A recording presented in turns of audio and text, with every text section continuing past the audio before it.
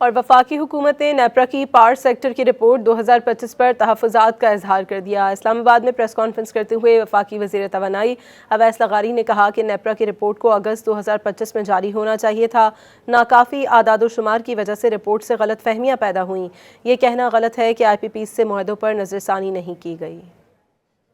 درست نہیں ہے کہ ہم نے ٹیک اور پے کے پلانٹس کو، ان کے کانٹریکٹس کو، آئی پی پی کے کانٹریکٹس کو ریویو نہیں کیا۔